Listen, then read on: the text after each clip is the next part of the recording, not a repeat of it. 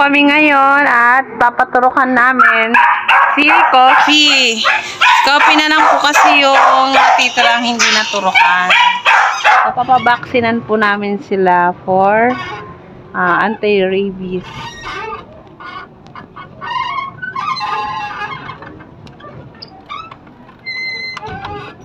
Malayo-layo rin yun, guys. Ang paturukan ng aso. Naka-e-bike kami ni Ate Ding. Kaligaman.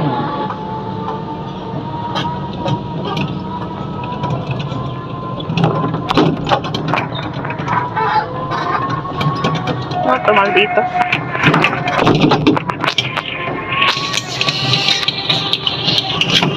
Mga aso, guys. Ang mahal lang paturukan ng aso. May kasama na yun na flu. Tapos anti-rabies is 1-2.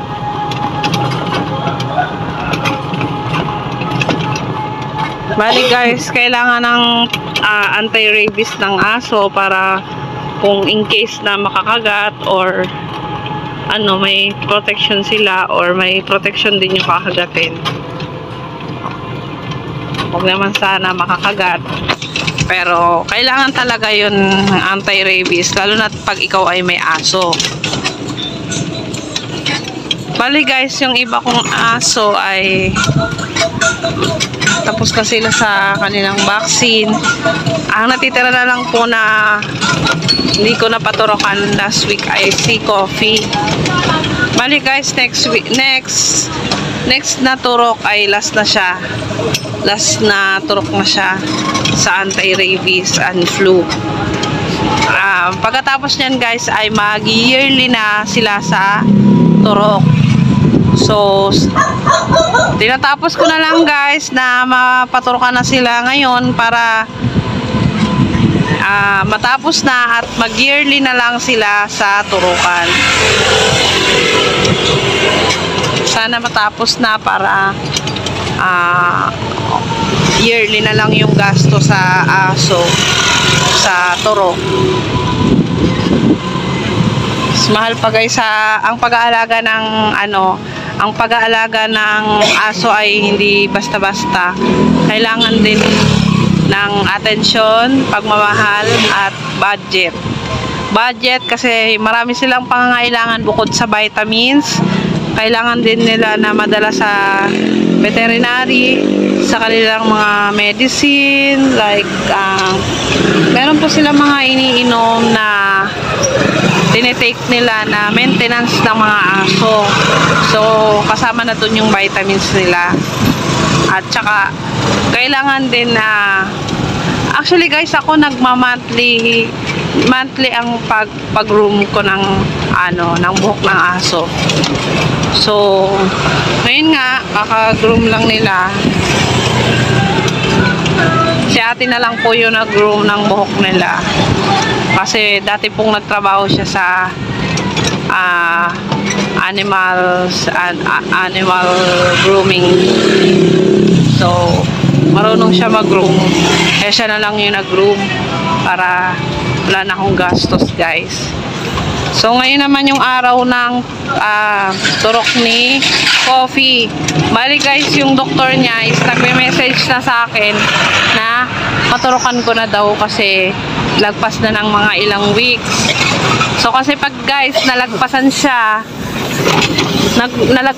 ng weekly weekly na turok, ulit-ulit siya sa umpisa. Kasi guys, yung tinatapos na ngayon is 8-in-1. So, kulang na lang kami ng 2. Si Choco naman, nag-last na po siya nung last week. Pangalawang linggo niya kasi noon, kaya ka-assign talaga siya na matapos na yung turok niya nung nakaraang linggo. So, sabay sana sila ni Coffee. Kung hindi nagkasakit si Coffee, ay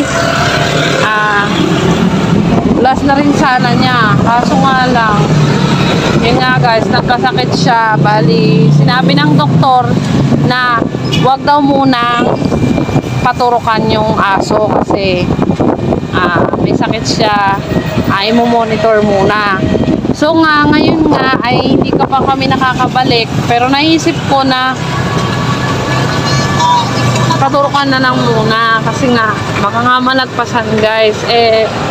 Nakita ko naman yung mata niya na medyo gumaling na, kaya nagpasya ako na dali na uli siya sa veterinary, sa mga nagagamot ng aso. Bali guys, ang pupuntahan namin ay Ayolak. Ayolak talaga ang the best kasi kapag dinadala ko yung aso doon, hindi naman ako maabot ng gumagaling din agad kasi maganda yung mga gamot nila, effective. So ayan na nga, nagdadrive si Ate Ding, papunta kami ng Ayolak. Nasa harapan niya po si Choco. Si Choco naman ay behave, kaya maaari siyang ilagay sa harap. Ito naman si Coffee. Bali nakaupo lang siya. Hindi naman siya makulit, kaya kahit wala siyang tali is okay lang. Guys, kung hindi nyo napapansin, yung tatlo kong aso ay laging nakatali. Kasi guys, may mga nagtatanong po na viewers na bakit daw tinatali yung aso. At yun daw ay senyalis ng walang pagmamahal. Hindi naman guys, na pag tinali yung aso is wala na ang pagmamahal sa aso. Kailangan lang kasi siyang itali kasi may times kasi na, hindi lang may times, talagang palagi tumatakbo yung aso sa labas. So pag nakatumakbo po siya at nakalabas, may tendency siyang mangagat. So iniwasan ko rin po yun na may magalit na kapitbahay kung sakaling makagat yung mga anak nila. Ayun, iniwasan ko din yun, kaya mas mabuti itali yung aso. Di naman po porket tinali yung aso is wala nang pagmamahal sa aso.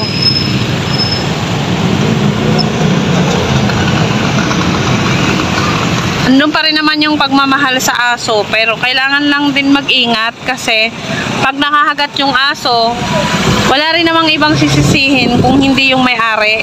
So, sa mga viewers na nagko-comment na bakit daw tinatali yung aso, walang pagmamahal sa aso, hindi po pwedeng hindi itali yung aso. Kasi kagaya nga dito sa Pilipinas, ang mga aso ay nakatali. Kasi hindi talaga pwede, lalo pag mga matatapang yung aso, kailangan yan itali. So itong mga Shih Tzu kasi, Shih Tzu to, hindi naman siya talagang totally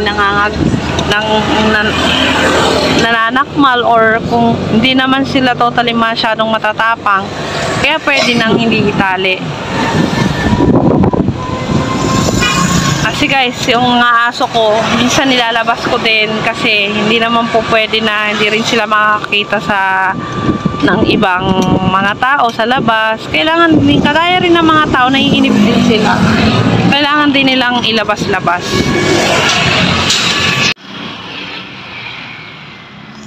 Ayan na nga guys, dito na kami sa Animal Grooming Center or Ayolak.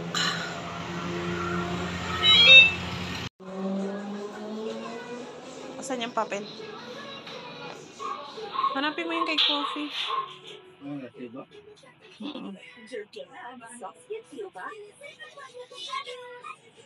Anin sa 10 estudyante, kulang sa vitamin E, kulang sa tibay. Pero siya, Wala yan. Argus is kaya. Dito yun. matibay. Kahit sagad sa eskwela, Maldito to. matibay pa rin. Isa lang dyan sa dalawa. Yes. Ganyan. Choco.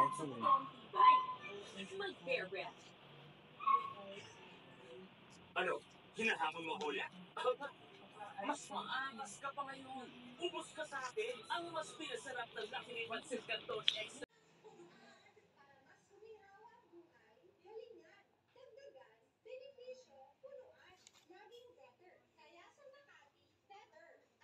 Late na sila kumain.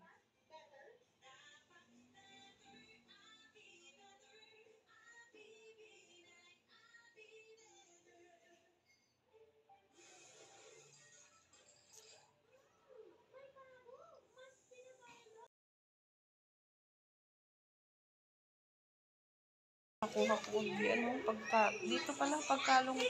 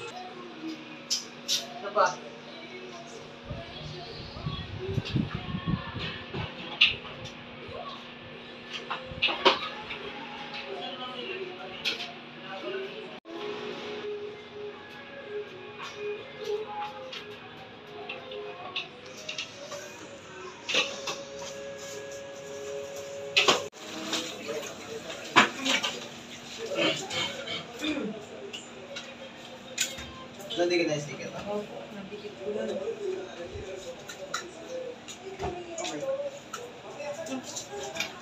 Sorry. Ma'am, pahawak ng ulo. Para hindi ma-stress. Like, okay naman na yung mata niya. Ano? Apo.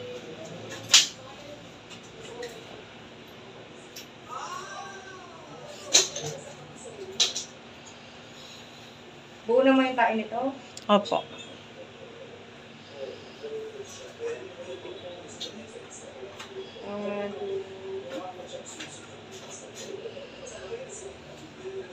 Wait lang. Ang release ko yun.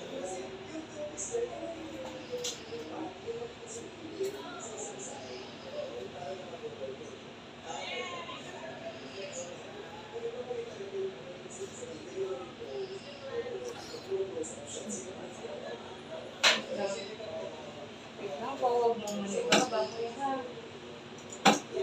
Sensitive kasi ang skin niya.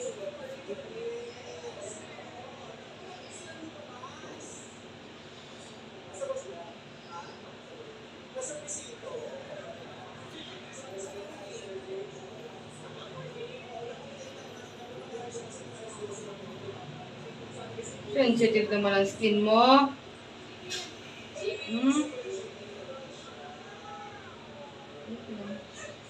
Press lang natin. Massage, massage.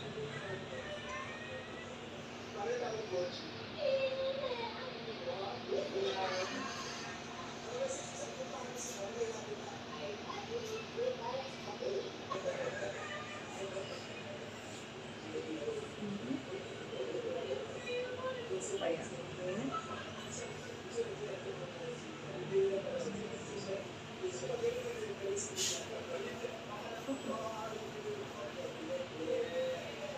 Okay na po. Bawal po siya maligo ng 1 week ha. Apo. 4 point. Na kami ni Tim.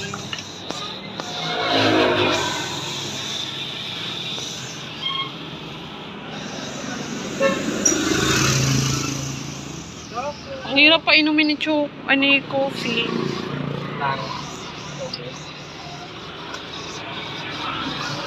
Pag gagalaw ka, kamahulog ka.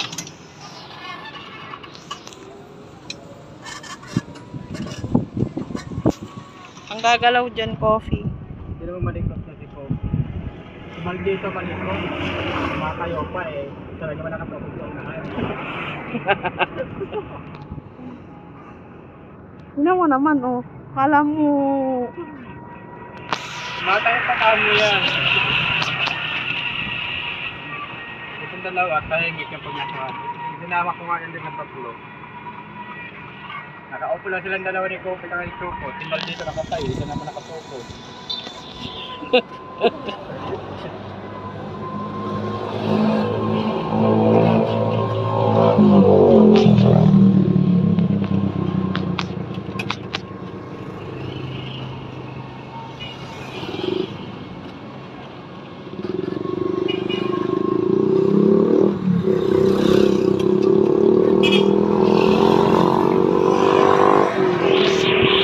Pauwi na kami guys sa bahay.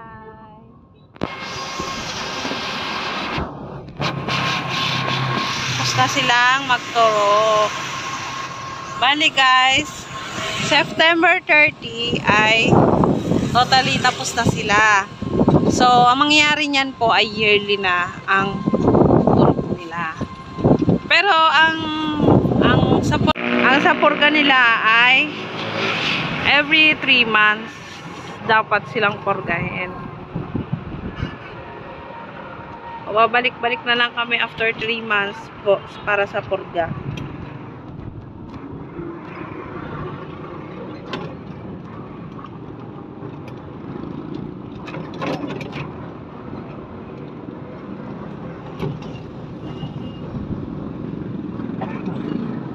Pauwi na kami guys sa bahay.